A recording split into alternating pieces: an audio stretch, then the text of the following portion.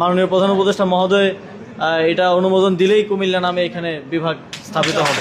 আসসালামু আলাইকুম নোয়াখালীবাসী, আপনারা জানেন আসিফ মাহমুদ আপনার কুমিল্লা একটা সভাতে উনি ঘোষণা দিছে কুমিল্লারে বিভাগ করব। গিয়া কিছু কথা বুঝছেননি যে কোনো মুহূর্তে আপনার প্রধান উপদেষ্টা কুমিল্লারে বিভাগ করব। তো আসলে একটা জিনিস আপনাদের কাছে বলি, আজ পর্যন্ত নোয়াখালী বিভাগ করব কোনো উপদেষ্টা আগে সাবেক যত মন্ত্রী আছিল এবং কি প্রধানমন্ত্রী আছিল তাদের মুখ থেকে আমরা কখনো শুনিনি। আমরা নোয়াখালীবাসী এটা কিন্তু আশা করিনি। আজকে দেখেন আমাদের নোয়াখালীতে বাংলাদেশের শ্রেষ্ঠ একটা ধনী জেলা, সেটা হচ্ছে নোয়াখালী জেলা। সেটা আমরা দাবি করি না, আমরা সবসময় কর্মে প্রমাণ করি। আমাদের এখানে নোয়াখালীতে আপনার বিভিন্ন 8 থেকে 10 লক্ষ মানুষ প্রবাসী রেমিটেন্স যোদ্ধা। আমরা সবসময় চেষ্টা করি আমাদের জেলাটা আর সুন্দর রাখার জন্য এবং কি পরিবেশটা আপনার উন্নয়ন করার জন্য আমরা সবসময় চেষ্টা করি। এটাতে দেখা গেছে যে আপনারা যেসব কথাবার্তা বলেন মাঝে মধ্যে, আজ পর্যন্ত আপনারা নোয়াখালীরে কি দিছেন? আগের বিগত সরকারগুলো বলেন অবলিক এখন বর্তমান সরকার বলেন, আপনারা আমাদের নোয়াখালীর জন্য কি করছেন? এই তিনবার আমাদের নোয়াখালী, চাঁদপুর, ফেনী সহ সবগুলোর বন্যাতে 2 বার কবলিত হয়েছে, 2024 সাল এবং কি 25 সাল। আপনারা কি এটার বিরুদ্ধে এটার পক্ষে আপনারা কি পদক্ষেপ নিছেন? কোনো পদক্ষেপ নেন নাই।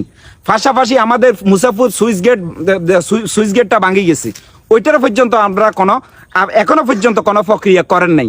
মানে আমাদের এই জেলাটা আপনারা, আমি যা বুঝতেছি একটা চক্র আমাদের পিছনে লাগছে। এই চক্রটা চাইতেছে নোয়াখালীরে আপনার সবাই সবচেয়ে বাংলাদেশের সব জেলা থেকে নিম্নস্তর একটা এলাকা তৈরি করার জন্য চেষ্টা করতেছে বাইরের একটা মহল। আপনারা পারবেন না। নোয়াখালীর মানুষ একতা আছে, একতা থাকবে ইনশাল্লাহ। আজকে একটা কথা বলি আপনাদেরকে, নোয়াখালী যদি বিভাগ দেন, আমরা এতটা যেন আপনার খারাপ না, আমরা যেন মানুষের উপর অত্যাচার করুম, অবিচার করুম। একটা নোয়াখালী বিভাগ হইলে এটা ঐতিহ্যবাহী একটা জেলা। এই জেলাতে আপনার নোয়াখালী বিভাগ তো অবশ্যই আমরা দাবি করতে পারি। আপনারা কেন আমাদেরকে নোয়াখালী বিভাগ দেবেন না? আমাদের নোয়াখালী একটা বিমানবন্দর নাই। আমরা যাইতে হলে কোথায় যেতে হয়? ঢাকা যাইতে হয়। আমাদেরকে যাইতে হলে চট্টগ্রামে যাইতে হয়। এত দূরে আমাদের থেকে আমাদের 8-10 লক্ষ রেমিটেন্স যোদ্ধা, এখনো পর্যন্ত আমাদের নোয়াখালীতে একটা এয়ারপোর্ট নেই। কেন নেই?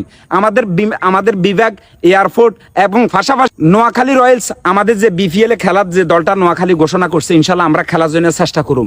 কারণ একটা জিনিস কি, আমরা চেষ্টা করতেছি আমাদের নোয়াখালী সবাই পুরো বিশ্বের ভিতরে সব জায়গায় আমাদের নোয়াখালীর মানুষ আছে এবং কি আমাদের নোয়াখালী যে ঐতিহ্যবাহী এই জেলাটা, আপনারা এই জেলাটা নিয়ে সিনেমিনি খেলবেন না। আর নোয়াখালীবাসী আপনাদের সবার কাছে উদ্দেশ্য করে একটা কথা বলি, যারা কন্টেন্ট ক্রিয়েটর আছেন, যারা যে পেশায় আছেন, সবাই এটা নিয়ে প্রতিবাদ করুন, আমাদের যেন নোয়াখালীটা বিভাগ দেয়। আমি সবসময় বলি আমাদের নোয়াখালী একটা বিভাগ হইলে, আমাদের নোয়াখালী একটা এয়ারপোর্ট হইলে, আমাদের নোয়াখালী যদি একটা বিপিএল এ যদি একটা চান্স পায় বা ওইখানে যদি ভালো পারফরমেন্স করবে, ইনশাল্লাহ আশা করি আমি সবসময় এটা আশা রাখি। তো সবার কাছে আমার এটাই অনুরোধ থাকবো, আর বেশি বেশি করে এই ভিডিওটা শেয়ার করে দিবেন যেন আমাদের নোয়াখালী বিভাগটা যেন হয়।